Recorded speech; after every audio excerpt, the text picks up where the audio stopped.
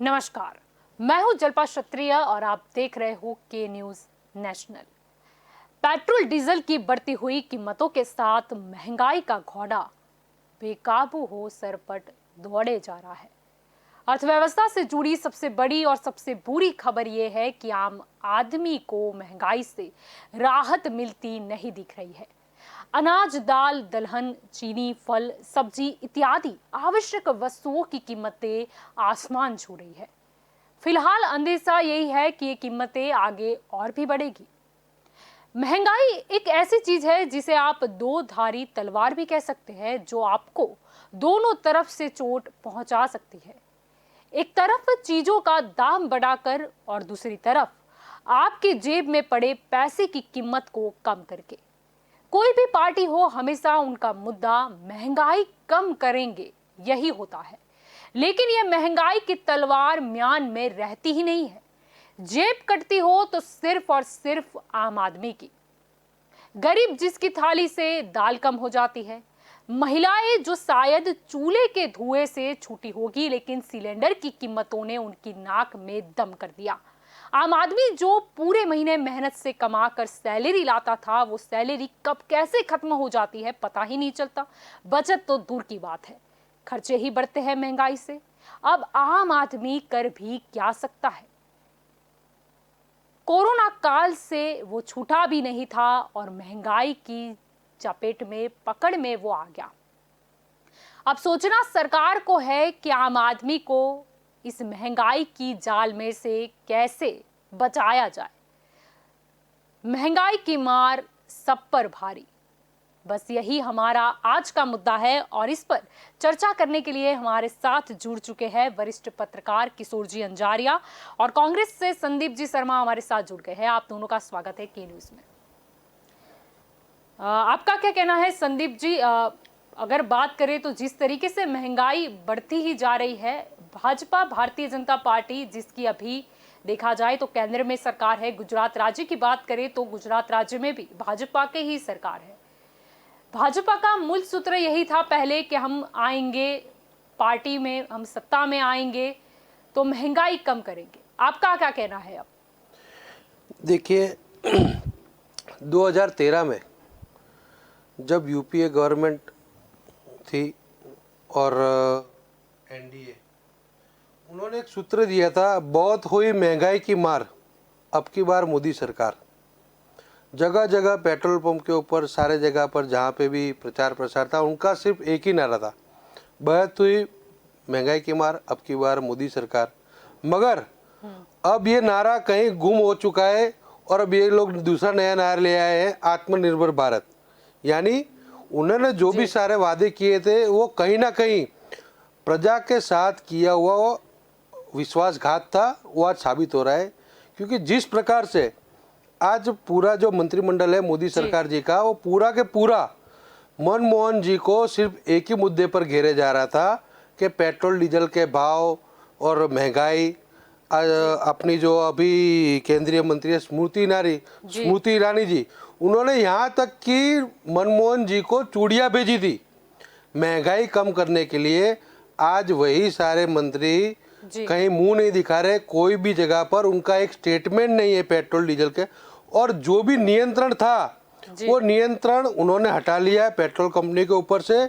और इसी की वजह से जो सारी तेल कंपनियां थी वो बेफाम हो गई और अपने मर्जी के हिसाब से जितना चाहे उतना निचोड़ लो, उस प्रकार की राजनीति शुरू हो गई है। गैस के दाम की अपने बात करें तो पहले सब्सिडी वाला सिलेंडर आता था, उसके बाद इन्होंने लोग ने नई स्कीम लाए कि भी डायरेक्ट सब्सिडी ग्राहकों के खाते में देंगे। मगर कुछ ही समय बाद वो सब्सिडियाँ भी बंद हो गई और आज गैस का दाम दुगने हो गए। यानी कहीं ना कहीं ये भारतीय जनता पार्टी का प्रजा के साथ किया हुआ विश्वासघात है और आने वाले समय में प्रजा इसका बदला जरूर लेगी। किशोर जी, आपका क्या कहना है? आपने तो दोनों सरकारें बहुत बखूबी तरीके से देखी हुई है। महंगाई जो किसी के बस की बात नहीं है कि उसको रोक सके। नहीं जल्पा जी, ऐसी बात तो नहीं है कि किसी के बस की बात नहीं है। अगर आप आपके पास इसीलिए क्योंकि शायद रोकना ही नहीं चाहते, कहने का भावार्थ यही था। वो पूरे उसमें क्या होता है जलपा जी के महंगाई या कोई भी क्राइसिस देश में जब आती है तब दो बात होती है। एक तो आपका जो लीडरशिप होती है वो कितना सक्षम, कितना एजुकेटेड, कितना वो पूरे का पूरा उसका एक्सपीरियंस है देश चलाने का, वो पहले उसमें गिना जाता है। दूसरी बात आप किस तरह का ये जो सरकारें चलती है उसका जो खर्च करते हैं। तो हम पहली बात पे आए तो आप देखो अभी कोरोना था तब मुझे बराबर याद है कि पेट्रोल डीजल का तो पूरे 20-25 वर्ष में सबसे कम 35 कुछ ऐसे क्रूड ऑयल का वो बैरल का भाव था। तो उस समय अगर मानो कि मनमोहन सिंह के समय में $140 का ये बैरल का भाव था, तब उसने 40-50 रुपया, लास्ट में मेरे ख्याल से 60 रुपया कुछ डीजल था और पेट्रोल का डिफरेंस था। अभी तो 35 रुपया कोरोना में थे, उसके बाद मानो कि 40-50 रुपये हो गए वो बैरल का। तो अभी सरकार चाहे तो सरकार 40-50 रुपये में पेट्रोल डीजल दे सकती है। लेकिन मैंने बोला ना कि उसके बारे में क्या होना चाहिए कि एक तो आप एजुकेटेड होना चाहिए। आप मुझे कहने के थोड़ा अफसोस हो रहा है कि ये चरण सिंह के बाद कम से कम सबसे कम एजुकेटेड ये अर्थशास्त्र में जानने वाला कोई मुख्य प्रधानमंत्री आए तो नरेंद्र दामोदर मोदी। उसको पता ही नहीं है, जैसे चरण सिंह को पता नहीं था कुछ। और उसके बाद क्या हुआ कि इसने कि पूरे का पूरा, अभी आप गुजरात का ही देखो तो दो बात इसमें होती है। आप जब अर्थशास्त्र की बात करते हो तो एक अनप्रोडक्टिविटी खर्च जिसको हम बिन उत्पादक खर्च बोलते हैं, और दूसरा डेवलपमेंट खर्च बोलते हैं हम।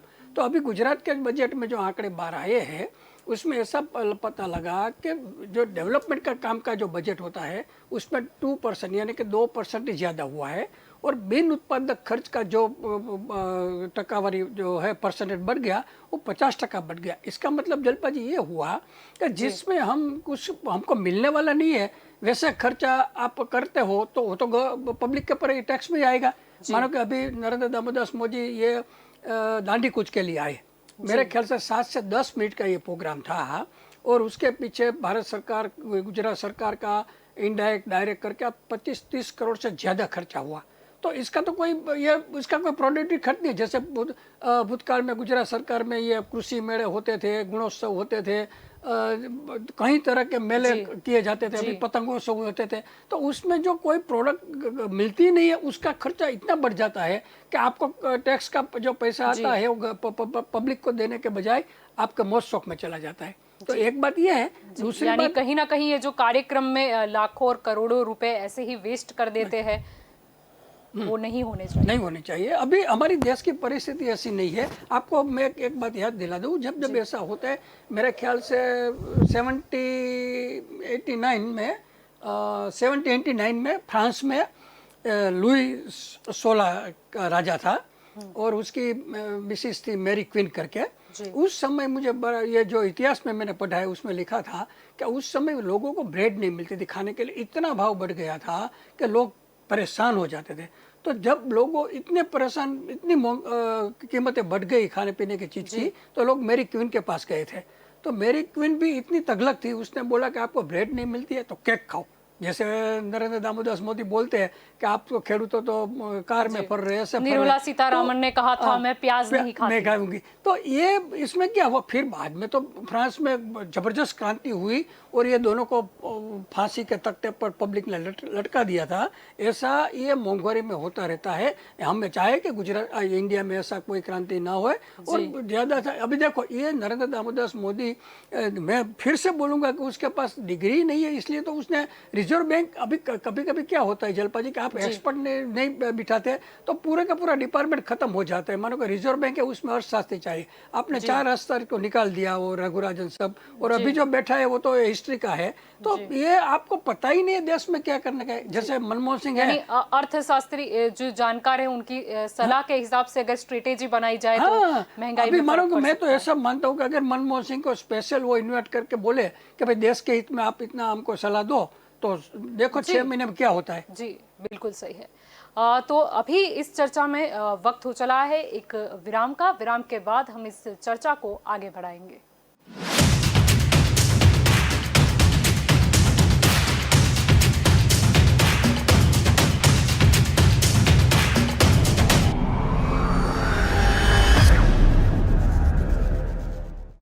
પરસેવો,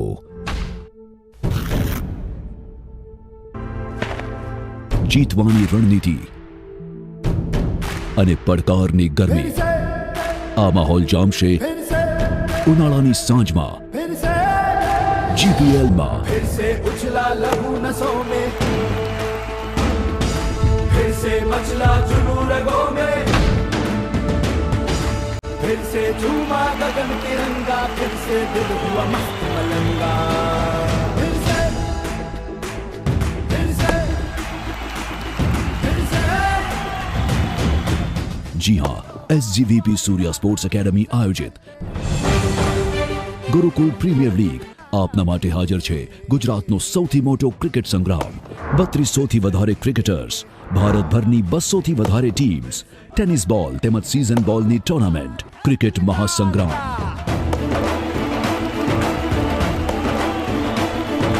भजन शब्द आजानों से हम हौसलों में रंग भरते हैं, ईश्वर अल्लाह वाहेगुरु मैदान में संग उतरते हैं. IPL અને રણજી ટ્રોફીના ખેલાડીઓ પણ રમે છે GPL. હવે તમે પણ જોડાઓ અને બનાવો તમારી ટીમને ગુજરાત વિજેતા. રજિસ્ટ્રેશન કરવા માટે log on two www.sports.sgvp.org. Call 9909929049. Venue SGVP Campus, SG Highway, Ahmedabad, Gujarat. जीतेंगे हम यारा फिर से.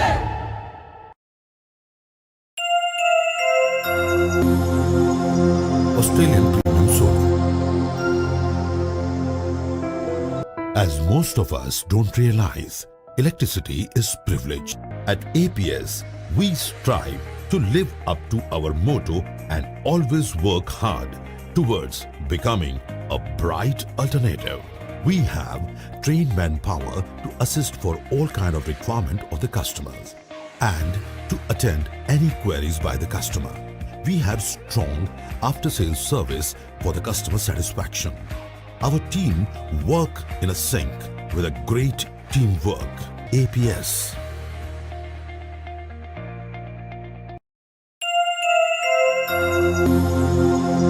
Australian Premium Solar. As most of us don't realize, electricity is privilege. At APS, we strive to live up to our motto and always work hard towards becoming a bright alternative. We have trained manpower to assist for all kind of requirement of the customers and to attend any queries by the customer. We have strong after-sales service for the customer satisfaction. Our team work in a sync with a great teamwork. APS.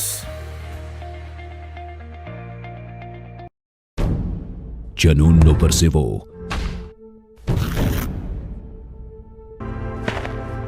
જીતવાની રણનીતિ અને પડકારની ગરમી.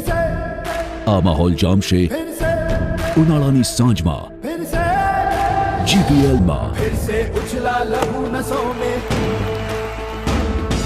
फिर से मचला जुनून रगों में,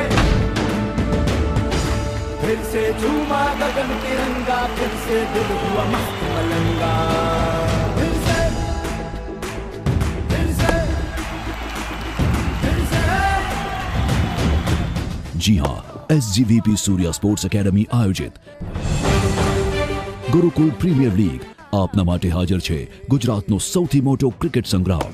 3200થી વધારે ક્રિકેટર્સ, ભારતભરની 200થી વધારે ટીમ્સ, ટેનિસ બોલ તેમજ સીઝન બોલની ટુર્નામેન્ટ. ક્રિકેટ મહાસંગ્રામ.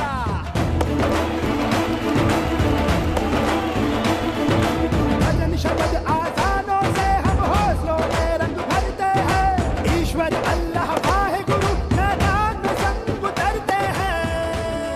IPL અને રણજી ટ્રોફીના ખેલાડીઓ પણ રમે છે GPL.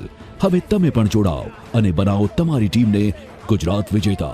રજિસ્ટ્રેશન કરવા માટે log on two www.sports.sgvp.org. Call 9909929049. Venue SGVP Campus, SG Highway, Ahmedabad, Gujarat. जीतेंगे हम यारा फिर से.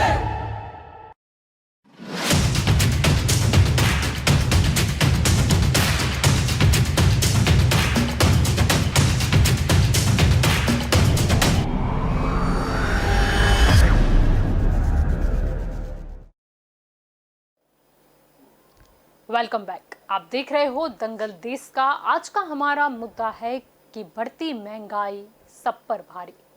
अब इस चर्चा को हम आगे बढ़ाते हैं। हमारे साथ अब चर्चा में जुड़ चुके हैं भाजपा से प्रकाश जी गुर्जर हमारे साथ जुड़ चुके हैं। आपका सबसे पहले स्वागत है प्रकाश जी। क्या कहना है प्रकाश जी? पहले भाजपा का मेन मतलब अगर मुद्दा गिना जाए तो यही था कि हम आएंगे तो महंगाई कम करेंगे, तो अब क्या कहना है आपका? क्योंकि अभी देखा जाए पहले कोरोना काल में आम जनता हैरान परेशान हुई और अब ये बढ़ती महंगाई। देखिए, भारतीय जनता पार्टी अंत्योदय में विश्वास रखने वाली, उस मूल मंत्र के साथ काम करने वाली भारतीय जनता पार्टी है। हमने सभी ने देखा है कि मानवता जिस प्रकार से पिछले एक साल में, एक वर्ष में, बीते वर्ष के अंदर कोरोना के सामने समग्र मानवता संघर्ष कर रही थी। हमने देखा है कि सारे देश और सारे विश्व ने इस संघर्ष को साथ में मिलकर किया है। कई देशों ने जिस प्रकार से महंगाई का जो दर है, वो महंगाई के वजह से जो टैक्स था, कोरोना के नाम से टैक्स डाला है। पर हमने देखा है कि हिंदुस्तान के अंदर या हमारे गुजरात के अंदर, हमारे प्रदेश में जो बजट यहाँ पर पेश किया गया है, उस बजट में किसी भी प्रकार का कोई कोरोना का टैक्स को अतिरिक्त टैक्स के रूप में लागू नहीं किया गया है। सबसे पहली राहत मैं इसको मानता हूँ कि भारतीय जनता पार्टी की सरकार तो नहीं मिली ना कुछ, मतलब लोगों को उम्मीद थी कि शायद कोरोना काल गया है, कुछ शायद सरकार राहत देगी, कुछ कमी आएगी। देखिए, कोरोना के समय जो संघर्ष हुआ उसके अंदर दोनों ही सरकारों ने, केंद्र की और राज्य की सरकारों ने जिस प्रकार से एक रचनात्मक रूप से कोरोना का सामना करते हुए हमारे देश के अंदर हमारे देश के नागरिकों को बचाने का प्रयास किया। यहाँ पर जिस प्रकार की आरोग्य की सुविधाएं दी जा रही थी, वो विश्व स्तरीय आरोग्य की सुविधाएं हैं जो कि दी जा रही थी। आज हम जिस शहर में बैठ के डिबेट कर रहे हैं, उस शहर के अंदर एक हॉस्पिटल, सरदार वल्लभ भाई पटेल हॉस्पिटल बनाया गया है। पुराना वीएस हॉस्पिटल था।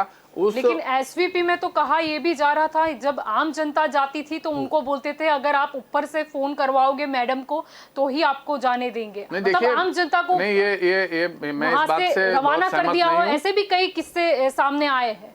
मैं आपको बता दूं कि एसवीपी हॉस्पिटल के साथ साथ में आप अहमदाबाद की सिविल हॉस्पिटल ले लीजिए। एकदम इमीडिएटली जब कोरोना का पता चला, इमीडिएटली 1200 बेड की हॉस्पिटल वहां पर एकदम इमीडिएटली खड़ी की गई। विश्व स्तरीय आरोग्य सुविधाएं वहां पर खड़ी की गई, जिसके ऊपर एसवीपी हॉस्पिटल के ऊपर तो आप हेलीकॉप्टर को उतार सको, किसी भी मरीज को कहीं से उठा के आप ट्रांसपोर्ट लेकर नहीं आएगी ना प्रकाश जी।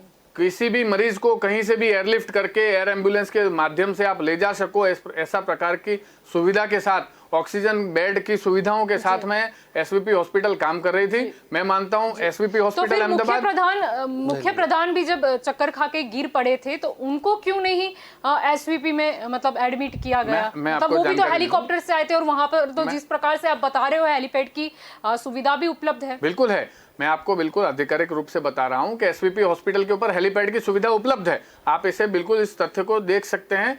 आप जो बात कर रहे हैं, किसी भी व्यक्ति का बीपी लो होने की वजह से उसी समय उसी क्षण यदि व्यक्ति को कोलैप्स होते हैं तो उनको इमीडिएट जो रिलीफ है, इमीडिएट मेडिकल अटेंशन है, वो देना जरूरी होता है और वो मैं समझता हूँ दिया गया।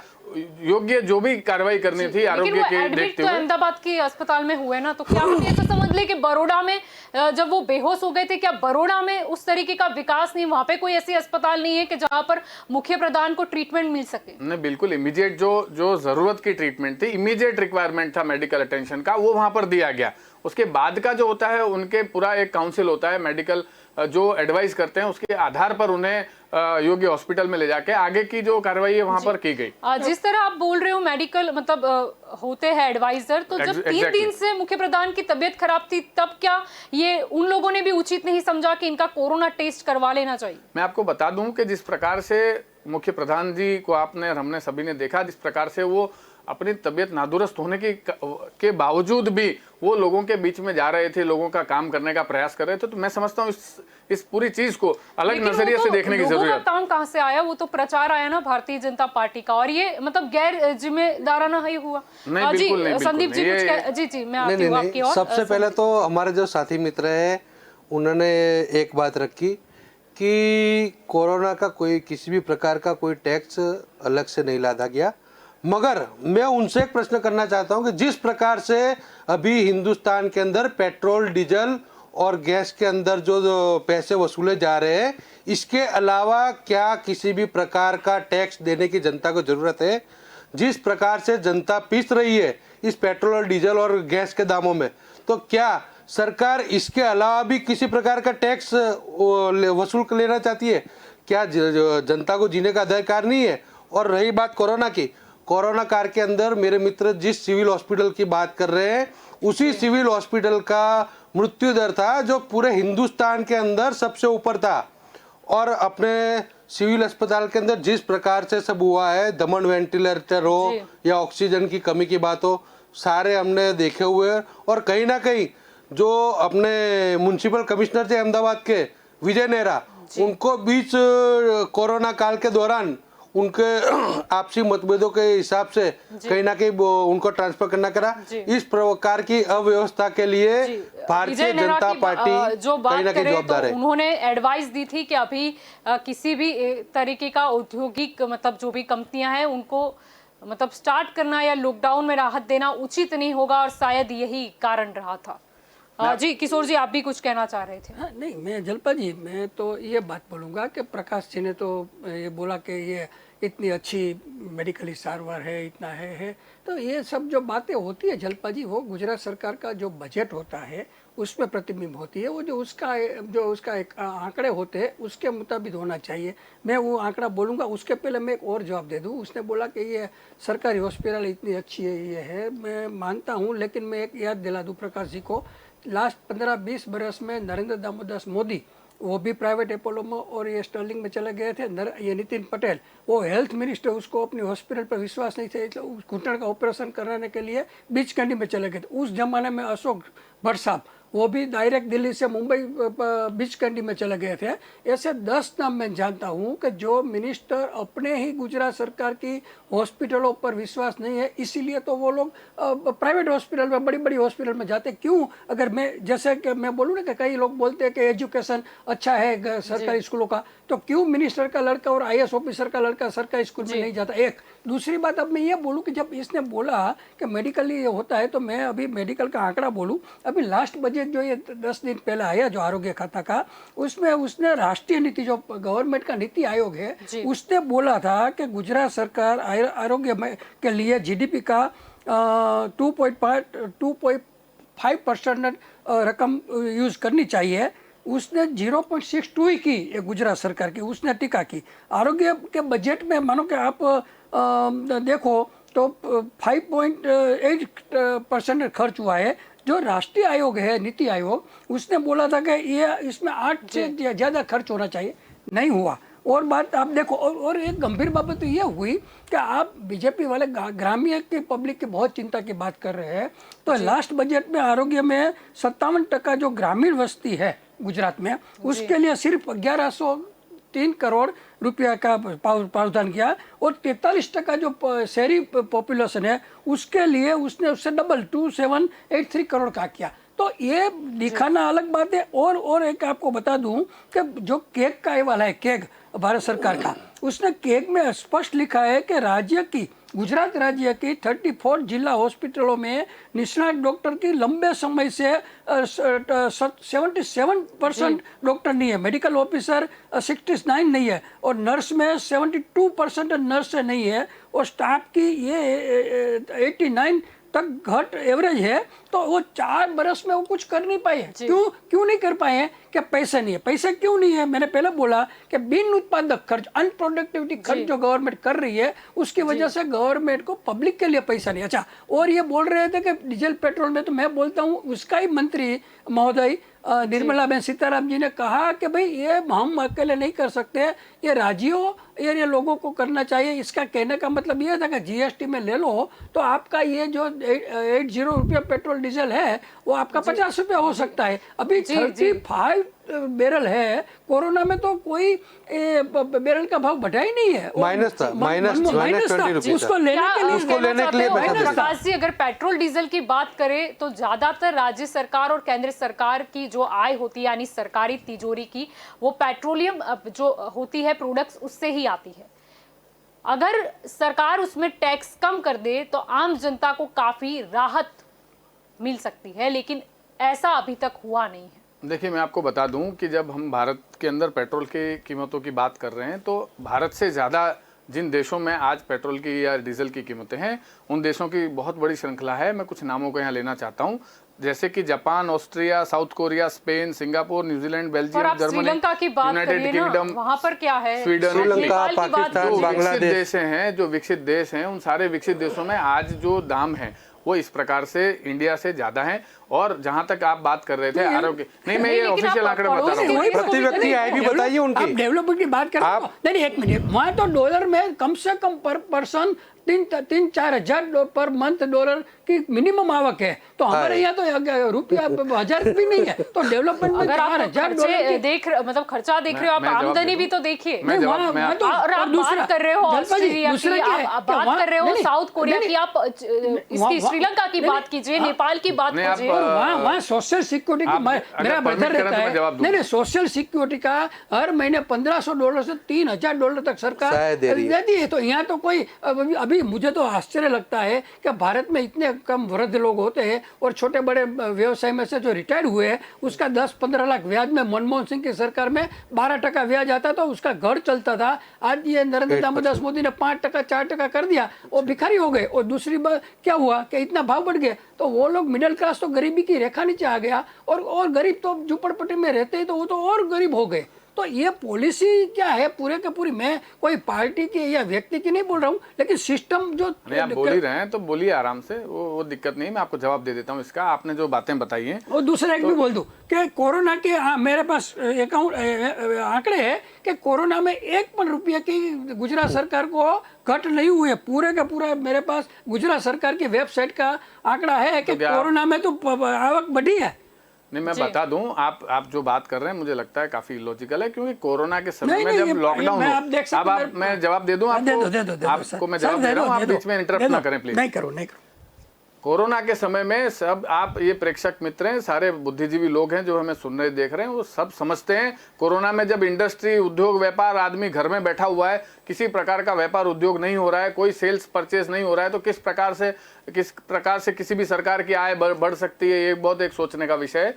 दूसरा आप जो कह रहे थे कि आरोग्य की सेवाएं, मान्यवर मैं आपको बता दूं कि अहमदाबाद के अंदर, इस गुजरात के अंदर मेडिकल टूरिज्म आस पड़ोस के प्रदेशों में से भी लोग आके यहाँ पर आज भी सिविल हॉस्पिटल के अंदर अपनी जो इलाज है वो करवाते हैं। आप कुछ मंत्रियों का नाम लेके बता रहे थे कि उन मंत्रियों ने निजी हॉस्पिटलों में जाके अपना इलाज करवाया। हो सकता है उस समय पर यहाँ के जो हमारे सिविल हॉस्पिटल है हाईली वो नहीं अभी 6 महीने पहले मैं बता दूं, नितिन मैं पटेल 6 महीने पहले गए बीच कैंडी में, तो 6 महीने में सिविल में क्या हो गया? 12 ठीक है, महीने आप चालू, आप मुझे अनुमति देना तो मैं जवाब दे दूं। प्रकाश जी ये आप ये ओपनली एक्सेप्ट करिए, उसमें गए वो नितिन पटेल गए, अभी दूसरे आप प्रयास करें सुनने का, प्रयास करेंगे तो आपको ध्यान में आएगा। मैं जो कह रहा हूँ बात सुन लीजिए।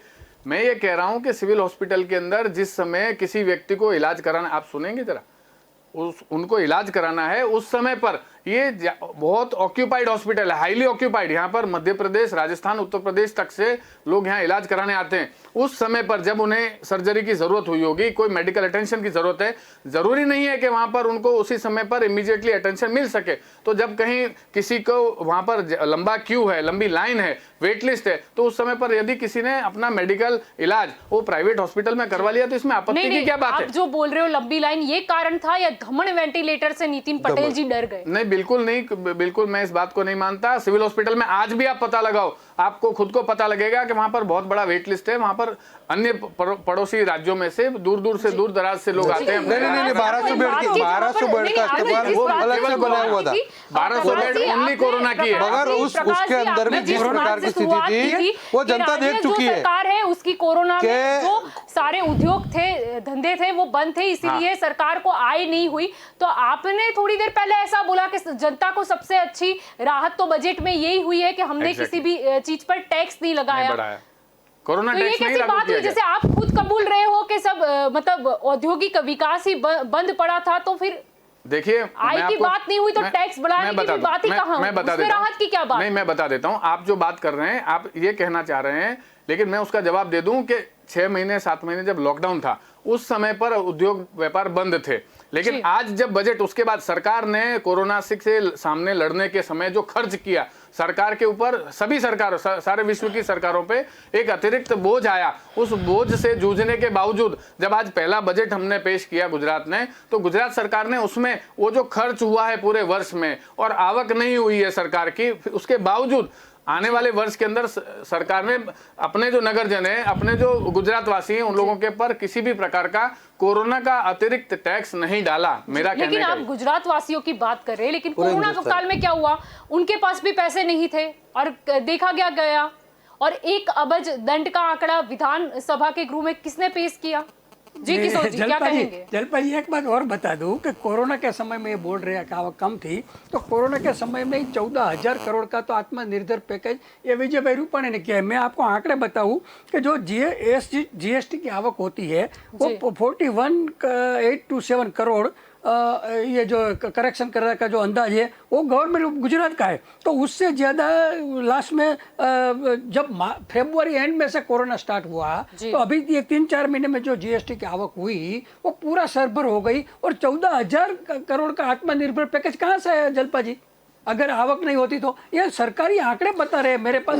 अभी बजट की बुक में है, मैं समीक्षा बुक जो बोलते हैं उसमें सरकार ने कबूल किया है कि अगले वर्ष तो हमारे पास और 20,451 करोड़ जीएसटी में आवक और हो जाएगी। तो पैसा कोरोना में एक भी रुपया का सरकार को नुकसान नहीं गया है, हुआ नहीं है, और 14,000 करोड़ रुपया आत्मनिर्भर में दिया। तो फिर ये कोरोना का तो बहाना ही है। मेरा कहने का मतलब हमेशा मैं यही बोलता हूँ कि सरकार लोगों का टैक्स का पैसा बिन प्रोडक्टिविटी जो होती है, ये ताइफा मेले, अभी मैंने बोला ना कि नरेंद्र दामोदर मोदी दांडी कूच में आए हैं, तो 7 मिनट के लिए कम से कम डायरेक्ट को इंडायरेक्ट हिसाब निकाला तो 25-30 करोड़ का 7 मिनट का प्रोग्राम के लिए हो गया। देखिए, तो ये सब बहुत मैं बता दूं, तो यही प्रॉब्लम लोगों को तकलीफ क्या होती है।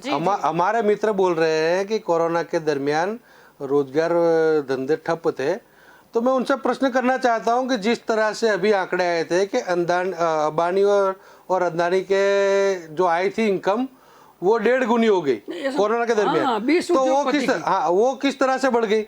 ऐसा तो कौन सा उन लोगों को खजाना हाथ लग गया कि उनकी आय बढ़ गई और जो बाकी हिंदुस्तान में बाकी रोजगार चल रहे उनका इनकम घट गई? ऐसा कौन सा अलादीन का चिराग लग गया उनके हाथ में? देखिए, किसी उद्योगपति ने अपना व्यापार धंधा बढ़ा के क्या रोजगार बढ़ाया, क्या आवक की, उसकी हम डिबेट नहीं कर रहे। माननीय अंजारिया जी ने कहा कि गांधी जी आश्रम की मतलब दांडी यात्रा के ऊपर उन्होंने टिप्पणी एग्जांपल दिया, ऐसे बहुत। हाँ, मैं बता दूं आपको। हाँ। तो क्या ये जरूरी नहीं है जिस प्रकार से महात्मा गांधी ने दांडी यात्रा की थी उसको आज भारतीय जनता पार्टी और नरेंद्र भाई मोदी यदि उस पल को पुनर्जीवित करना चाहते हैं? वही दांडी यात्रा पूछती हूँ प्रकाश जी, आप बात कर रहे हो कि पुनर्जीवित करना चाहते थे। गांधी जी अगर आप दांडी कूच की बात करो तो अकेले ही चल निकले थे और लोग खुद के मन से उनके साथ जुड़े थे। ठीक है, तो हमारी क्या फर्ज थी? भाईचारे की भावना दिखानी, अहिंसा दिखानी। कांग्रेस के साथ क्या हुआ? नहीं, क्या आपका सवाल में नहीं, आप शायद समझ नहीं पाए। मेरा कहने का ये मतलब है कि दांडी कुछ निकाली गई, जैसे कि आप मतलब वो कोई राजकीय समारोह था नहीं, वो सिर्फ और सिर्फ महात्मा गांधी की जो 12 मार्च से दांडी यात्रा स्टार्ट हुई थी उसकी याद में आप बोल रहे हो प्रतीकात्मक रूप से निभाया गया। ठीक है, तो ये जो हमारी संस्कृति है उसमें क्या भेदभाव भी रखा जाएगा? मतलब जैसे कांग्रेस है वो तो कहीं नजर नहीं। मैं बता दूं आपको। नहीं, मैं बहुत आधिकारिक रूप से बताऊं। जिस प्रकार से सवाल मुझसे पूछा है, मैं जवाब दूं। मैं भी एक सवाल पूछना करता हूं।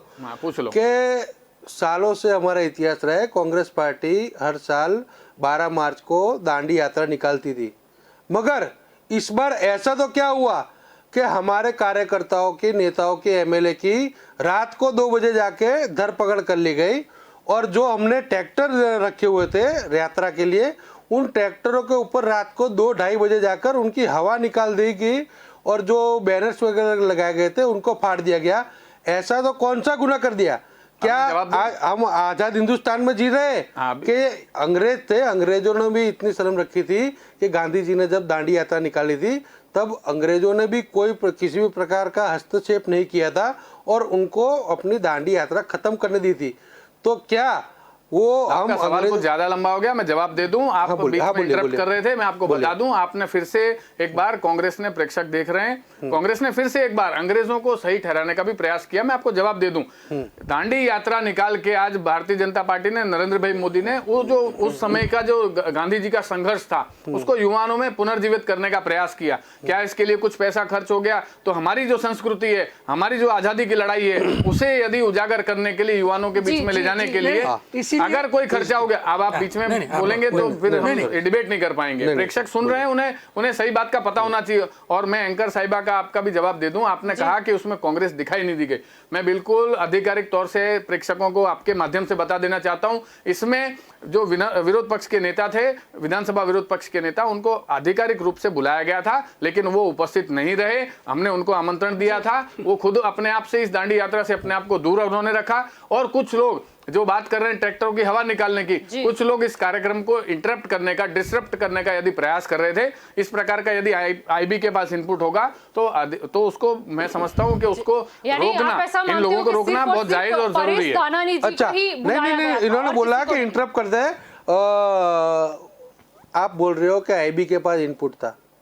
अरे भाई साहब, इससे ज्यादा तो गणपति विसर्जन के अंदर पूरे हिंदुस्तान में जगह जगह पे गणपति विसर्जन के लोग निकलते, तो क्या आईबी के इनपुट वहां नहीं होते? वहां पे सब लोग को घर पे गणपति बैठा देते। और आप जिस विरोध पक्ष के नेता की बात करें, उन्हीं विरोध पक्ष के नेता की कल धरपकड़ की गई थी और उनको एसओजी क्राइम ब्रांच के अंदर 4 घंटे बिठा के रखा था। ठीक है, प्रधानमंत्री जब आते हैं, आपने संस्कृति दिखाने का बहुत चलो अच्छा प्रयास किया, दांडी यात्रा के नई पीढ़ी कुछ सीखे, लेकिन जो खर्च होता है उसमें वो कहीं ना कहीं जाता तो जनता की जेब से ही है। उसमें नहीं, बिल्कुल। देखिए, हमें हमारे आने वाली पीढ़ी को कुछ देखे जाना होगा। इस भारत की संस्कृति को जीवित रखने के लिए यदि हमें कुछ खर्च करना पड़ता है, मैं समझता हूँ जायज है। जलपा जी, इसमें ये भी हो सकता था कि वीडियो कॉन्फ्रेंस से भी वो कर सकते थे, लेकिन मुझे सबसे बड़ा आश्चर्य, जिस तरह डिजिटल दर्शन करवाए गए थे भगवान के, मुझे सबसे बड़ा आश्चर्य तो ये हो रहा है कि ये नरेंद्र दामोदर मोदी दांडी यात्रा की बात कर रहे हैं, तो उस समय तो प्रज्ञा देवी जो गोडसे वाले सब, उसको तो टिकट दिया था, उसको तो सबको गोडसे को शहीद बनाने वाले, शहीद बना, वो एक बाजू दांडी है। ये सब ठीक है, दांडी कुछ पर नहीं है, महंगाई पर है, महंगाई पे आ जाते हैं। गोडसे वाला का तो भूल गए सब। उस समय गोडसे को पेट्रोल डीजल की जो कीमतें बढ़ी है, क्या उसको जीएसटी की दायरे में लाया जाएगा या नहीं? देखिए, ये तो सरकार का निर्णय होगा और समय समय पर हमको उसके बारे में अवगत करा दिया जाएगा। नहीं, लेकिन जीएसटी जिस तरीके से लाया गया, तो फिर पेट्रोल डीजल में भी लाया जाना चाहिए था ना? या फिर ऐसा लगता है सभी सरकार को कि नहीं नहीं, हमारी आय कम हो जाएगी? नहीं, जलपा जी, आप एक बात और बोलिए कि ये जो जीएसटी की बात प्रकाश भी एक्सेप्ट करेंगे कि जीएसटी का होना चाहिए, वो तो निर्मला सीतारामन फाइनेंस मिनिस्टर ने बोला है कि भाई सब राज्यों के मुख्यमंत्री और फाइनेंस मिनिस्टर साथ में बैठकर आप कितने % घटा सकते हो, आपको डिसाइड करना है। तो वो तो इंडिकेशन दिया है, करो। लेकिन इस वजह, ये प्रेस कॉन्फ्रेंस में मैं था अभी, नितिन भाई ने स्पष्ट बोल दिया कि हम नहीं करने वाले। क्यों? क्योंकि उसके पास पैसे खर्च करने के लिए, देखो, इसलिए तो बजट में जो ये महिलाओं के लिए योजना ICDS है, उसमें कम हो गया। और जो सबसे ज्यादा, मुझे तो शर्म ये आती है गुजरात सरकार पर कि कुपोषण जो कम वजन वाले बालक होते हैं, उसके लिए देखो, उसके लिए उसमें अभी बजट में एक पर बालक होते हैं चाइल्ड, उसके लिए 8 रुपया होते हैं। मानो और ज्यादा कम वजन वाले बालक है बहुत बीमार, तो उसके लिए 12 रुपये। अब 12 रुपये की चाय नहीं आती है, मेरी बात सुनो, नहीं, मेरी एक बात सुन लो कि 12 रुपये में चाय भी नहीं आती, तो पोषण युक्त, इससे भी शायद घटिया मजाक तो प्रधान विजय रूपाणी जी ने किया था 1 रुपये वाला। दूसरी बात ये भी बोल दूं कि जब वाइब्रेंट होता है तो 8-8 हजार की डिश होती है, मीटिंगों सरकार की होती है तो 400-400 रुपये का नाश्ता होता है, उसमें देते हो। ये गरीब और कुपोषण और बालक के लिए सिर्फ 8 रुपया, ये तो सर, और वो भी देश में हमारा दूसरा नंबर है ये कुपोषण बालक का जो हम सारवार कर रहे हैं। उसमें ये मैं नहीं बोलता, ये तो नीति आयोग ने बताया है, नीति आयोग का इसमें पूरा स्टेटमेंट है। जो हमारे सरकारी जितने भी पूरे राज्य में स्कूल हैं, उनमें मध्याह्न योजना, मध्याह्न भोजन की जो योजना है, स्कूल कितने चालू है और कितने बंद हुए? सारे स्कूल चालू है। ये भी एक मैं आपको बता दूं, जिस तरह से, जिस प्रकार से भ्रमित करने का प्रयास होता है। 4 स्कूल आप गिनते हैं ना, वो 4 अलग अलग विद्यालय, यदि कोई एक गांव है, छोटे छोटे कस्बे हैं, उसमें 4 स्कूल हैं, वहां पर एक कक्षा से लेके 5वीं कक्षा तक सारे ही सब्जेक्ट के एक ही टीचर होते हैं। इसलिए उन स्कूलों को संकलित करके एक ही जगह पे लाने का प्रयास ये होता है ताकि नहीं, उनको यानी हर आप सब्जेक्ट का, मानते मुझे जवाब हैं देने कि कहीं दीजिए, ना कहीं अध्यापक की कमी है। हर सब्जेक्ट का उनको टीचर उपलब्ध हो सके, क्योंकि 40 ही बच्चे हैं 1 से लेकर कक्षा 5 तक उस विद्यालय में। कम छोटा गांव होने की वजह से 40 ही बच्चे हैं, तो उनके पीछे हर सब्जेक्ट का अलग अलग शिक्षक रखना संभव नहीं है। इसलिए उन बच्चों को मैं बता मैं जवाब दे दूं, वो खर्चा कर रहे हैं तो उन स्कूलों को उन 40 बच्चे की जगह 40 बच्चों को इतने पैसे खर्च कर सकते हैं, तो अध्यापक के लिए क्यों नहीं? 40 बच्चों के पीछे 40 अध्यापक लगाना लॉजिकल नहीं है। पर 40 अध्यापक की क्या बात है? अगर हम विषय यानी सब्जेक्ट वाइज भी देख ले तो 7 ही होंगे। मैं बता दूं, 40 बच्चों के ऊपर 7 अध्यापक रखने की जगह 40 बच्चों के जैसे 4 स्कूलों को इकट्ठा करके 200 विद्यार्थी हो जाते हैं। वहां पर सब्जेक्ट वाइज शिक्षक उपलब्ध किए जाते आपने हैं। ये भी माना कि कहीं ना कहीं बच्चों को जो प्राथमिक शिक्षण है वो नहीं मिल पा रहा। बिल्कुल मिल पा रहा है, उसके ही प्रयास के लिए। तो फिर बच्चे क्यों है 40 बच्चे पूरे गांव में? क्या बात कर रहे हो आप? मैं बता दूं, आप थोड़ा सा चीजों को बायस्ड होकर न रखें। मैं बता दूं, 40 बच्चे हैं। मुझे ऐसा नहीं कहते प्रकाश जी, आप 40 बच्चे हैं।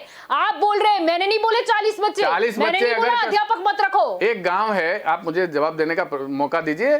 40 बच्चे, वो गांव है जिसके अंदर 40 ही परिवार रहते हैं, 40 ही बच्चे हैं, तो उस गांव से जब दूसरा गांव है उसके अंदर भी इस प्रकार की स्थिति है, 40 परिवार रहते हैं, आपने जैसे बोला, तो उसमें फिर 4 स्कूल कहां से आए? एक स्कूल होता है वहां, और ऐसे प्रकार के स्कूलों को एकत्रित करके एक स्कूल बन जाता है, तब वहां 200 बच्चों की संख्या होती है, सब्जेक्ट वाइज उनको टीचर्स उपलब्ध होते हैं। तो एक सुविधा का सवाल है। नहीं, एक गांव के स्कूल में आप बच्चों को इकट्ठा करोगे तो बाकी के जो 3 गांव है उसके बच्चे किस तरह आएंगे? ट्रांसपोर्टेशन, या फिर वो मैं बताता हूं उनको सबको। मैं जवाब दे दूं, एक ही बात में बोलूंगा, उनका सवाल है और उन्होंने सवाल खड़ा किया, मुझे जवाब देना होगा। उन बच्चों को ट्रांसपोर्टेशन का खर्च भी राज्य की सरकार करती है, उनको एक ही स्कूल पर ले जाना लाना, उसके लिए सरकार उसका भाड़ा उठाती है। वहां पर हर सब्जेक्ट का उनको शिक्षक मिलता है। लेकिन जब किसी विरोध पक्ष को कहना हो तो ये कह सकता है कि 4 स्कूल की जगह पे 1 स्कूल हो गया। वो 1 स्कूल नहीं हुआ, वो 4 स्कूलों को मिलाकर 1 स्कूल, 3 स्कूल बंद नहीं किए, उसको 1 स्कूल बना दिया गया। अभी विधानसभा की बात तो दूर है, दो बात है। विधानसभा में जब प्रश्नोत्तरी चल रही थी तब मिनिस्टर ने एक्सेप्ट किया कि साइंस और गणित का तो 5वें दौर से लेकर अभी तक इतने शिक्षक की जगह खाली है वो है नहीं। अब ट्रांसपोर्टर की बात करते हैं तो महसाणा अरवली जिले में जाते हो तो जीप में 50-50 लोग भर जाते, तो वहाँ कहाँ बसें मिलती है। तीसरी बात, सरिता गायकवाड़ डांग की जो उसने अपने गांव में पानी नहीं आता था तो ट्रांसपोर्ट की बात, वो पानी नहीं आता था, इसका हंगामा हुआ मीडिया में, तब क्या किया सरकार ने और पार्टी ने कि भाई तुम मेरे में चुनाव लड़ने आ जाओ। लेकिन सरिता गायकवाड़ में बुद्धि थी तो उसने बोला मैं चुनाव नहीं लड़ूंगी, तो सरकार ने उसको डीवाईएसपी का ओहदा देकर बिठा दिया, क्योंकि इंटरनेशनल लेवल पर उसके गांव में। अब मैं जब बात ही निकली तो मैं प्रकाश जी को बता दूं कि अब 10 बरस का डांग जिले का पानी की जो खर्च हुआ है और जो डांग के जो गांव में पानी नहीं मिला, आप जाकर एक बार तपास कीजिए, 90% गांव में पानी रहता ही नहीं, और पूरे के पूरा ग्रांट आदिवासी विस्तार में पूरा जो कोई पॉलिटिकली आईएएस ऑफिसर खा जाते। इसकी वजह से सरिता गायकवाड़ को बोलना पड़ा था कि मेरे गांव में पानी नहीं आता है।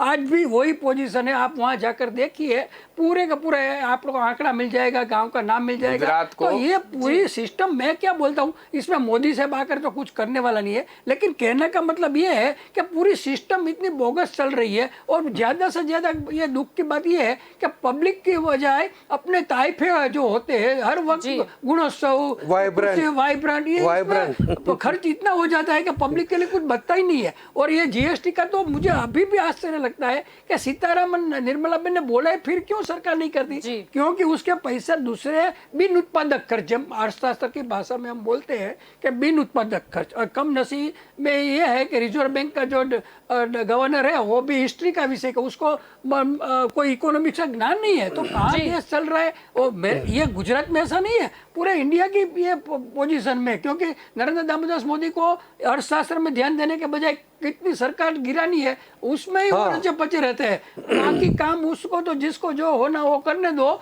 ये सरकार गिराने की बात के सिवा कोई अर्थशास्त्र में उसने कभी ध्यान दिया? क्या कहना है? आपने बताया कि पानी के पीने के पानी की समस्या के विषय में आपने बात की। मैं आपको बता दूं कि गुजरात को यदि टैंकर राज्य से मुक्त किया हो, टैंकरों से पानी पहुंचाया जाता है। अहमदाबाद जैसे विस्तार के अंदर म्युनिसिपल कॉर्पोरेशन के द्वारा भी हाल के समय में भी टैंकरों द्वारा कल पेपर में पानी क्या है? पहुंचाया जाता है। यहाँ कोतरपुर के अंदर पूरा वाटर प्रोजेक्ट बनाया गया है, रास्का वियर योजना के तहत पानी पूरा सारे अहमदाबाद अहमदाबाद पूर्व के विस्तार के अंदर, आप बिल्कुल अहमदाबाद पूर्व के विस्तार के अंदर अभी तो गर्मी शुरू नहीं हुई है, उसके बावजूद पानी के लिए टैंकर दौड़ाए जाते हैं। प्रकाश जी, मैं एक बार और बता दूं कि आज या कल का पेपर में ही पूरे विधानसभा में जो आंकड़े दिए गए उसमें कहीं 1000 से ज्यादा गांव में तो पाइपलाइन 10 बरस से जो नाकने का प्रोजेक्ट है वो नहीं गया। क्यों कि सौनी योजना जो सरकार ने बनाई थी वो पहले मैं आपको प्रूफ के साथ देता हूं कि 400 करोड़ की थी, उसके बाद डायरेक्ट 10,000 करोड़ की हो गई, अब 15,000 करोड़ हुई गई। तब उसका इसमें यह भी प्रावधान था कि गुजरात के पूरे 115 डैम को उसको भरेंगे।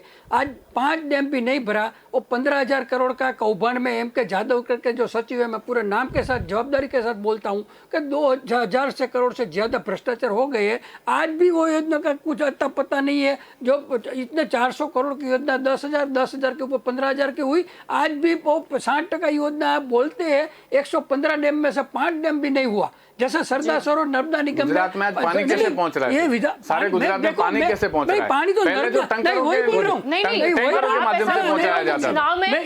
मुद्दा तो ये उठाया था कि हम पानी देंगे, हम बिजली देंगे, नहीं है तभी तो आपने देने की बात की। देखिए, जहां अभी सरकार की एक नल से जल की भी योजना डिक्लेयर हुई है, जहां पर भी बाकी है वहां सब जगह पहुंचाया जाएगा। लेकिन एक समय था जब टैंकरों के द्वारा पूरे सौराष्ट्र के अंदर पानी पीने का पहुंचाया जाता था, उससे यदि किसी ने मुक्त किया हो तो भारतीय जनता पार्टी की सरकार ने किया।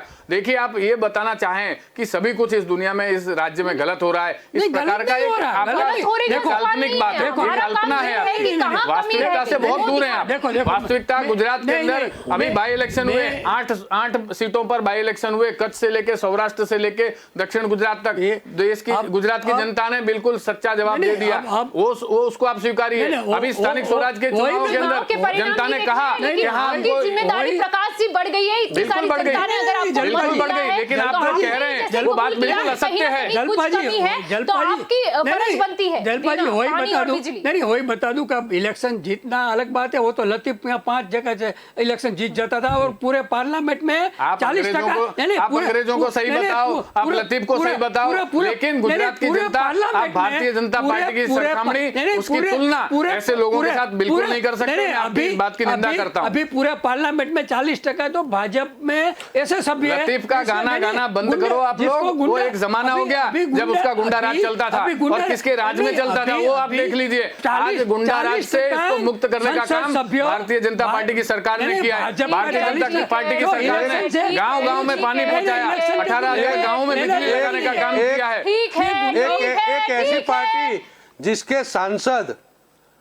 महात्मा गांधी जी के हत्यारे गोडसे को शहीद बताते हो, आपको और वैसे सांसद भरोसा नहीं है, और वैसे सांसद आप न्याय प्रणाली के विरुद्ध कह रहे हैं, आप कंटेम्प्ट का कोर्ट के लायक हैं, ब्लास्ट के आरोपित है, वैसे सांसद महात्मा गांधी के हत्यारे को आपने पूरी न्यायिक प्रक्रिया के सामने सवाल खड़ा किया। भारतीय संस्कारों की बात करें, आप कोर्ट के बारे में कोर्ट का फैसला नहीं मानते, कोर्ट का फैसला भी आप नहीं मानोगे। कोर्ट ने जो क्लीन चिट दिया है, कोर्ट ने क्लीन चिट दिया है, आप उसको भी चैलेंज करोगे। अरे हम नहीं, मैं वो नहीं बोल रहा हूँ, आरोप तो कंटेम्प्ट होना चाहिए। उनके ऊपर आरोप तो लगा था, आरोप लगा, उसके बाद पूरी न्यायिक प्रक्रिया में यानी उन्होंने गोडसे को शहीद बताया, आप उसका समर्थन कर रहे हो? बिल्कुल भी, मेरी बात सुन लीजिए। आप जो न्याय प्रक्रिया कैसे निकले, आप जनता शायद देख ही रहे होंगे, ये महंगाई की डिबेट चल रही है यहाँ पर। अभी अगर आप कुछ देर और देखें और इसी तरह चलता रहा तो राम मंदिर भी आएगा, कलम 370 भी आएगी। कौन ला रहा है? ये महंगाई की डिबेट कौन ला रहा है? आप बात कर रहे हो,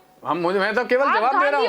आप सवाल खड़ा करोगे तो मैं जवाब तो दूंगा ना। सवाल तो यही है कि खर्चे, मतलब आप जो है सरकार कर रही है वो दूसरे कार्यक्रम के बदले जनता की सेवा में करें, मुद्दा वही है। और हमारा काम ये नहीं है भजन गाना के, नहीं बीजेपी ने ये कर दिया वो कर दिया। हमारा काम ये है कि कहाँ कमी रह गई, यहाँ पर बाकी है, वो दिखाना हमारा काम है। लेकिन उसके समय आप जब ये देख रहे हैं ना, तो मैं आपको ये कहना चाहता हूँ, आपने उस बात को पूरी तरह से नहीं सुना। उन 4 स्कूलों को यदि हमने एक करके सुदृढ़ व्यवस्था खड़ी की, तो उसको 3 स्कूलें बंद करने का आरोप लग गया। वो गलत है, क्योंकि वो चारों 4 स्कूलें एक हुई हैं, बच्चे कम नहीं हुए। और साथ में बता दूं, जब हम आप बात कर रहे हैं तो आप डेवलपमेंट को भी देखिए। आप देखिए कि अहमदाबाद शहर में जहां हम डिबेट कर रहे हैं, आज की तारीख में 20 ब्रिज निर्माणाधीन है, वो डेवलपमेंट उसको वो कर रहे हैं। तो आप ये सिर्फ जो कार्यक्रम के पीछे खर्च हुआ, गांधी आश्रम के कार्यक्रम के पीछे खर्च हुआ, उसको मत देखिए। उसके सामने डेवलपमेंट के अनेकानेक कार्यक्रम, अनेकानेक काम चल रहे हैं। नए हॉस्पिटल बन रहे हैं, नए कॉलेज यूनिवर्सिटीज बनाई जा रही है, नई ITI खड़ी हो रही है, एक तरफ ब्रिजेस बन रहे हैं, मेट्रो बन रहा है। इंफ्रास्ट्रक्चर आज का मुद्दा नहीं है, लेकिन फिर भी लेकिन वो जरूरत का मुद्दा है। नहीं, इंफ्रास्ट्रक्चर चलो आपने दिखा दिया, लेकिन महंगाई का क्या? आपका ही मुद्दा था पेट्रोल डीजल की कीमतें कैसे बढ़ती। तब ऐसा भी नहीं था कि कांग्रेस कुछ काम ही नहीं करती थी। नहीं जलपा जी, ऐसा तब भी तो नहीं था। और एक बाबा हुआ करते थे, प्रश्न लोगों के दिमाग में डाला, पेट्रोल डीजल की यूपीए गवर्नमेंट के टाइम पे एक बाबा हुआ करते थे, बाबा रामदेव जी। उन्होंने तो बताया था कि भारत के अंदर 35 रुपए पेट्रोल मिल सकता है, जबकि अंतरराष्ट्रीय 140 रुपया प्रति बैरल था।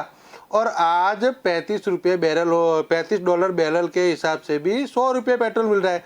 तो हम तो ये सलाह दे रहे हैं कि बाबा रामदेव जी को ले आइए और उनके पास जो फॉर्मूला था 35 रुपये लीटर वाला, और उसको आजमाइए, तो इससे जनता का तो भला हो जाएगा।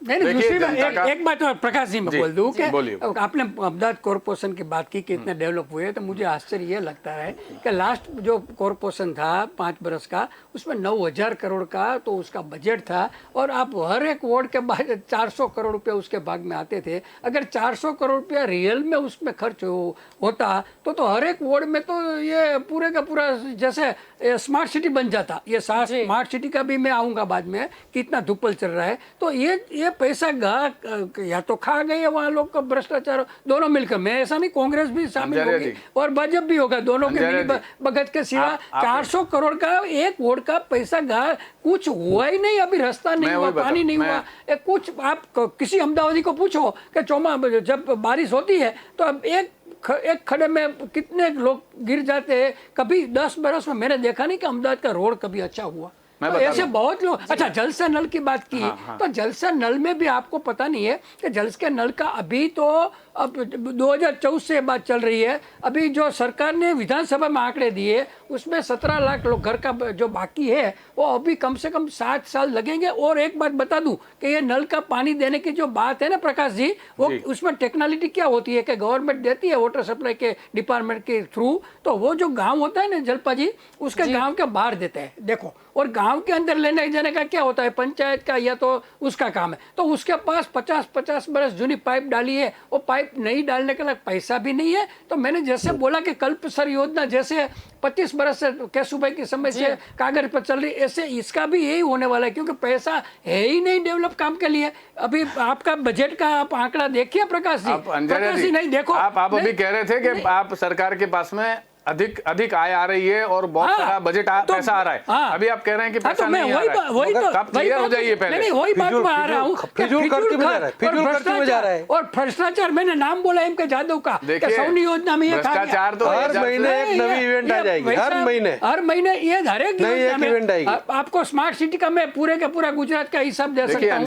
कितना घर पर, अभी आपका अहमदाबाद की बात करूँ मैं आपको स्मार्ट सिटी की, और टाइमेक्स करके कंपनी थी, उसके साथ मिली भगत से उसको काम दिया, वो टाइम में काम नहीं कर पाई। फिर वो मेरे ख्याल से कैस्ट करके मेरे पास नाम है, वो कंपनी को पेटा कॉन्ट्रैक्ट में डाल दिया। पूरे 6 अच्छा दाऊद जलपा जी, दाऊद में स्मार्ट क्या हुआ फिर? दाऊद में कंपनी का क्या हुआ बताइए आप। अभी कंपनी चालू है अभी। नहीं, यदि कोई कंपनी काम नहीं चालू, कर पाई, वही तो मैं बोल, और उसको अभी मैं अच्छा एक और काम हुआ नहीं हुआ, मैं आपको सरदार सरोवर की भी बात बताऊं। काम हो रहा है ना, काम हो रहा है, लेकिन भ्रष्टाचार 50 रुपए का काम 200 में हो रहा है, तो पब्लिक का पैसा तो जाएगा। देखिए अंजारिया साहब, आप एक सम्माननीय राजकीय विश्लेषक हैं। और दूसरी बात बता दूं कि 2004 में नरेंद्र दामोदर मोदी ने 100 सिटी का किया था। अब अभी जब इलेक्शन हो रहे हैं ना जलपा जी, पश्चिम बंगाल सबका, यहाँ कभी उसने नाम नहीं लिया स्मार्ट सिटी का। क्यों? उसको समझ आ गई कि ये स्मार्ट सिटी होने वाला ही नहीं है। मानो कि नहीं, दाऊद है, दाऊद 3 किलोमीटर में है, उसमें स्मार्ट सिटी नहीं। अच्छा, और बता दूं, नहीं अहमदाबाद में बता दूं, नहीं स्मार्ट सिटी की व्याख्या क्या है? स्मार्ट सिटी तो ऐसा है, धोलेरा तो सबको याद है किस तरह वो पहली बारिश में धुल गया था, हम भूले नहीं। उसके और बात बता दूं, करोड़ों रुपए वहां पर वेस्ट किए गए, वो भी हमको नहीं जलपा जी, एक और बात बता दूं कि अच्छा, मोदी का विजन जब स्मार्ट सिटी की बात हुई, सिंगापुर को देखकर ऐसा था कि गवर्नर्स पब्लिक को जो तकलीफ पड़ रही है गवर्नमेंट सिस्टम में, वो निकालने की बात। इसने क्या अर्थ निकाला कि ये एनवायरनमेंट का बोर्ड 4 रास्ते पर लगा दो, अब कैमरा लगा दो। अभी BITS है वो स्मार्ट सिटी में इंक्लूड नहीं है। 200 करोड़ रुपया भारत सरकार देती है, 200 करोड़ रुपया गुजरात सरकार को डालना है। तो इसमें काम तो कुछ, अभी गांधीनगर में मुझे बराबर याद है कि ये आनंदीबेन पटेल थी, तब ये स्मार्ट सिटी के नाम से वाईफाई फ्री में देंगे। आज तक कभी वाईफाई चला ही नहीं गांधीनगर में। तो ये पूरा पैसा खाने का ही ठीक है। लिस्ट तो किशोर जी लंबी है। हाँ, प्रकाश जी आपका क्या कहना है? यहाँ पर स्पष्ट तौर पे यही बात है कि योजना बताई जाती है, जैसे बजट है, बजट में ऐसा नहीं होता कि आपने इतने करोड़ मतलब उसका अनाउंसमेंट कर दिया और वो काम हो ही गया, क्योंकि हम देखते ही है हर बजट में हर मुद्दा कहीं ना कहीं सिमिलर हमको दिखाई तो देता ही है, लेकिन उसके बाद वो रिपोर्ट हमको नहीं मिलता वो डिटेल्स में कि क्या क्या काम हुए। पिछले 25 साल पहले का आपने गुजरात भी देखा होगा, ये सारे शहर देखे होंगे। मैं मानता हूं कि आज उससे कहीं विकसित, कहीं आगे चल के शहर और ये पूरा राज्य गया है, और पूरे गुजरात की जनता इस बात को स्वीकार कहीं ना कहीं करती है। तभी भारतीय जनता, साथ बदलाव तो आना ही है ना। हैदराबाद देख लो, हैदराबाद तो हमारे से ज्यादा, अगर इंफ्रास्ट्रक्चर को ही आप विकास कहते हैं तो हैदराबाद हमसे आगे है। हैदराबाद में कहाँ है? मैं आपको जवाब दे दूं, यदि आप अलाउ करें, अनुमति दें तो मैं जवाब दे दूं। 25 सालों में गुजरात की और सारे शहरों के जिस प्रकार से सलामती की भी बात कर लीजिए, विकास की बात कर लीजिए, तो जमीन आसमान का फर्क हुआ। लेकिन आज हम जब इस डिबेट में बात कर रहे हैं तो मुझे लगता है सभी को ये दिख रहा है कि पूरे वार्डों में, अहमदाबाद शहर में तो कहीं कुछ काम ही नहीं हुआ, कोई विकास ही नहीं हुआ। तो आप इस प्रकार का एक नकारात्मक चित्र देखने का प्रयास नहीं करें। वास्तविकता कुछ और है। आज अहमदाबाद शहर जो पिछले 10 साल पहले था, 20 साल पहले था, उससे कहीं ज्यादा विकसित है। आज इस शहर के अंदर हर प्रकार की अद्यतन सुविधा जो कि एक स्मार्ट सिटी में होनी चाहिए, वो सारी सुविधाएं उपलब्ध कराई गई हैं। आप उसको आगे बढ़ के रिवर फ्रंट को देखिए, रिवर फ्रंट आज विश्व स्तरीय है। किसी भी रिवर फ्रंट से अगर कोई कूद भी जाए तो सरकार को तो पता ही नहीं चलता।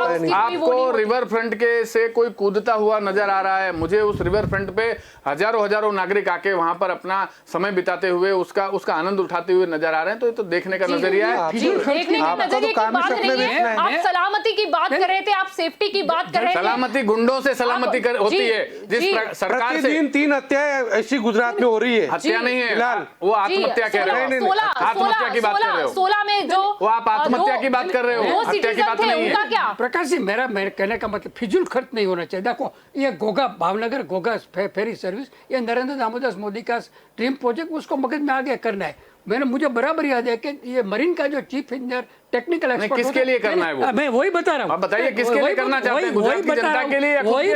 वही बता रहा हूँ। चलो ठीक है, लेकिन केवड़िया का जो 50 किलोमीटर का वो कमलम फ्रूट वाला था, वो बजट में क्यों बोला गया? वो लॉजिक आज तक किसी को समझ में नहीं है।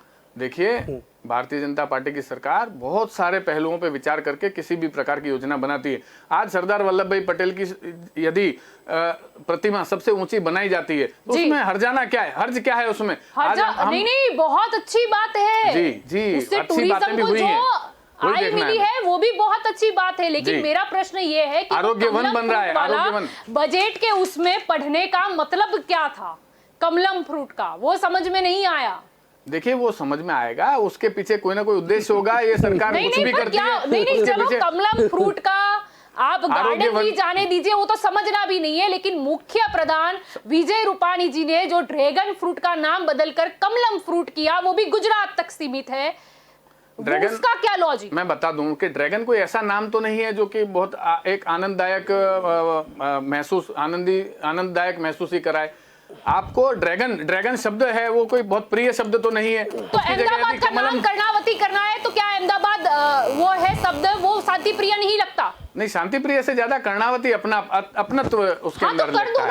तो उसमें परेशानी क्या है? उसमें परेशानी क्या है? यदि कमलम फ्रूट ड्रैगन फ्रूट का नाम ड्रैगन अच्छा नहीं है, मतलब इसीलिए है, जैसे गुजरात के जो हमारे बच्चे हैं वो तो कमलम फ्रूट कहेंगे, ठीक है, लेकिन गुजरात राज्य से बाहर की बात करें तो वो लोग ड्रैगन फ्रूट कहेंगे। और भूले से अगर कोई नेशनल लेवल की बात करे, उस एग्जाम में आ गया ऑप्शन में, तो कहीं ना कहीं क्रॉस नहीं होगा? नहीं, बिल्कुल नहीं होगा। ये कहीं देखिए, अंधेरा घना है तो इसका मतलब ये नहीं कि दिया जलाना मना नहीं है। मुख्य प्रधान विजय रूपाणी जी गूगल पर जाकर नाम चेंज करवा दिखा है। नहीं, सब होगा, आप थोड़ा सा इत्मीनान रखिए। सारी ये कर्नावटी का तो केशुभाई अच्छी चीज की शुरुआत होती है। केशुभाई की सरकार से चल रहा है कर्नावटी का, तो अभी तक ये 7 बरस तो नरेंद्र बिल्कुल हो जाएगा। मोदी को हो जाएगा, अभी हो जाएगा। ये सब 15 बरस से 15 लाख भी आ जाएंगे। बहुत कुछ हुआ, कुछ हो जाए, बहुत कुछ हो वही बोल रहा हूँ, हो जाएगा। सरदार की प्रतिमा की बात कर रहे हैं, 70 की कलम में सरदार का राम मंदिर भी बना, स्टेडियम का नाम हटा के नरेंद्र दामोदर दास मोदी स्टेडियम बना दिया गया।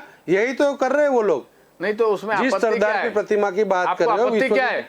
आपने तो कांग्रेस वालों ने कभी सरदार पटेल को हमेशा अपमानित किया। नहीं, कांग्रेस वालों को सरदार पटेल के नाम आप कर रही उनकी प्रतिमा आपकी पे पार्टी कर आपको रही आपत्ति है, होना लाजमी है। आपकी पार्टी आपने कर रही हमेशा है, उनको वो अपमानित तो किया। झूठ फैलाना ही भारतीय जनता उनको पार्टी का काम प्रधानमंत्री नहीं है। बनने दिया। भारतीय जनता पार्टी का यही काम है। नहीं, देखो, सरदार वल्लभ भाई पटेल ने तो फर्स्ट टाइम इंडिया में आरएसएस पर प्रतिबंध लगाया था। उसका वेर लेने के लिए ये नरेंद्र दामोदर मोदी ने अपना नाम लगा दिया था। नहीं, और नहीं, दूसरी सही बात है। बात बता दूं, दूसरी बात बता दूं नहीं, कि बिल्कुल गलत। अभी दुनिया में 2 ही जीवित आदमी का ये स्टेडियम से नाम जुड़ा हुआ था, हिटलर और सदाम हुसैन का। अब उस दोनों मरने के बाद अब क्या हुआ? अब नाम चेंज हो गया। देखिए, नरेंद्र ऐसे मोदी ही आज इस देश के सम्मानित आज हम भी प्रधानमंत्री हैं। सम्मानित अपनी नहीं, जो मैं- भाषा है उसको नहीं, जरा नहीं, नियंत्रण में सरदार वल्लभ भाई रखें। आप पटेल ने इस प्रकार से RSS के ऊपर इस देश के प्रधानमंत्री को प्रतिबंध अपमानित लगाया। नहीं कर जी, सकते। प्रकाश जी, देश के सम्माननीय वल्लभ भाई पटेल सबसे नाम आपने ही याद सबसे प्रिय दिलाया। प्रधानमंत्री हैं। प्रकाश जी, आपने ही आरएसएस नाम पर याद प्रतिबंध दिला किसने दिया लगाया? उन्हें, सरदार आरएसएस वल्लभ भाई पटेल का। पर प्रतिबंध सरदार वल्लभ भाई पटेल ने ही लगाया था, तो कहाँ वो अपन की बात हुई? वो सरदार पटेल ने ही आरएसएस को तो प्रतिबंध लगाया है। ठीक है, तो ठीक है, उसका क्या हमारा हुआ? समय का अभाव है। हम आखिरी प्रश्न पर आ जाते हैं। चलो, महंगाई का मुद्दा था, भले हमने राम मंदिर देखा, हमने स्टैचू ऑफ यूनिटी देखी, हमने विश्व का सबसे बड़ा स्टेडियम नरेंद्र मोदी स्टेडियम भी देख लिया, लेकिन प्रकाश जी, आखिरी सवाल के बढ़ती कीमतों का क्या? महंगाई कब कम होगी? पेट्रोल डीजल की कीमतें कब कम होगी? सिलेंडर, अगर मतलब प्रधानमंत्री नरेंद्र मोदी ने बहुत अच्छा सपना देखा था कि हमें मेरी माँ और बहनों को इस धुएं में नहीं देख सकता, लेकिन फिर भी अब सिलेंडर की भाव इतने बढ़ गए हैं, तो कुछ तो कमी अब होनी चाहिए, बहुत हो गया अब। देखिए, नरेंद्र भाई मोदी की यदि बात करें तो उन्हीं का सपना था कि बहनों को चूल्हे के धुएं से यदि हम सुरक्षित कर सकें। उज्ज्वला योजना उसके लिए लाई गई। इस देश के अंदर केवल 13 करोड़ गैस के कनेक्शन थे, 12 करोड़ नए कनेक्शन लगाए गए, और ये 2014 के बाद हुआ है। 8 करोड़ उसमें से बिल्कुल सब्सिडाइज्ड कनेक्शंस दिए गए। तो उनका प्रयास और उनकी निष्ठा के विषय में कोई प्रश्न नहीं खड़ा किया जाना चाहिए। और जो कीमतों की आप बात कर रहे हैं, तो जिस प्रकार से हम कोरोना से बच के आज पूरी मानवता निकली है, मैं समझता हूं आने वाले समय में सरकारें जिस तरह से आगे बढ़ रही हैं, हम इन महंगाई की, ये जो इनकी चीजों की कीमतें बढ़ी हुई हैं, उस पर भी नियंत्रण ला पाएंगे। उनको भी सस्ता करने के लिए भारतीय जनता पार्टी की सरकारें प्रयासरत हैं। जी, लेकिन पेट्रोल डीजल की कीमत में निर्मला सीतारामन जी ने कहा था कि हम सभी राज्य के मुख्य प्रधानों से बात करेंगे, और उस बात को भी काफी समय हो गया है। मुझे तो नहीं लगता कहीं ना कहीं पहल हुई हो केंद्र सरकार जी, बिल्कुल होगी, क्योंकि अभी हम लोग आप लॉकडाउन से कुछ चंद ही महीनों दूर हम लोग आ पाए हैं, अभी जरा संभले हैं। इसके बाद में जो आप जो कह रहे हैं, सारे देश की उम्मीदें हैं, और भारतीय जनता पार्टी देश की उम्मीदों पे खरी उतरने वाली सरकारों में से है। तो मुझे विश्वास है कि जो इस देश की जनता चाहती है, उस प्रकार की कीमतें, इन दामों को नीचे करने का प्रयास भारतीय जनता पार्टी की सरकारें करेंगी। जी, संदीप जी, आपका क्या कहना है कि मतलब बढ़ती हुई महंगाई, अब ये सब? अभी तो फिलहाल तो जिस प्रकार से 5 राज्यों के अंदर चुनाव है, 2 महीने तो अपने प्रधानमंत्री जी उसमें व्यस्त रहेंगे सरकार बनाने के उसके अंदर, क्योंकि उनको पूरे हिंदुस्तान के अंदर भारतीय जनता पार्टी की जो प्रचार की जो दूरी है वो उनके हाथों में। यानी 2 महीने तो मुझे नहीं लगता कि 2 मई तक किसी भी प्रकार का राहत जनता को मिल सके। जी, क्या कहना है किशोर जी आपका? बढ़ती हुई कीमतें, सरकार को क्या कहना चाहिए? जीएसटी की बातें तो हुई, लेकिन उसके बाद कोई मीटिंग नहीं नजर आई। वही मैं बोल रहा हूँ कि मेरे हृदय में अगर गरीबों के लिए जो वो होता है, गरीबी के लिए करुणा, तो मैं अभी कर देता हूँ। लेकिन मैं इसलिए मैं नहीं कर पाता कि मैंने 9,000 करोड़ का प्लान लिया, मैं वर्ष में करोड़ रुपए का मेरा पर्सनल पब्लिसिटी का पेट्रोल पंप पर लगाया, ऐसे खर्च गिनो तो 1 लाख करोड़ से ज्यादा हो जाता है। अगर मैं एक बार गांधी जी की तरह सोचूं कि भाई दूसरे को जब तक गोड़ खा नहीं मिलेगा तब तक मैं नहीं खाऊंगा, ऐसा नरेंद्र दामोदर मोदी सोचेंगे तो हो सकता है। बाकी तो ये अपने ही पर्सनालिटी का जो पब्लिसिटी के खर्च और दूसरे जो फिजूल खर्च में बोला बिन उत्पादक खर्च जब तक कम नहीं होंगे सरकार का, मैं बोलता हूँ धारासभ्यों संसद सभ्यों का आप पगार का हिसाब करो और आप बोलते हो कि वो गरीब है, विधानसभा में आप आओ 50% से ज़्यादा एमएलए की गाड़ियाँ 1 करोड़ से ज़्यादा कीमत वाली है वोल्वो से लेकर, तो वो सब गरीब है उसको पगार की, ये सब आप फिजूल खर्च बंद कर दीजिए तो अपने आप दे सकेंगे। अभी अरविंद केजरीवाल दिल्ली में 0 बसों तक बिजली, गुजरात में पूरे इंडिया में बिजली का सबसे ज़्यादा भाव है। कम से कम आप हृदय से सोचें तो सब कुछ हो सकता है, लेकिन वो तो अभी ये तो मैं क्या बोलूँ, कल्पना है ऐसा हो सका है तो। जी, आप सभी इस चर्चा में हमारे साथ जुड़े इसलिए आपका शुक्रिया।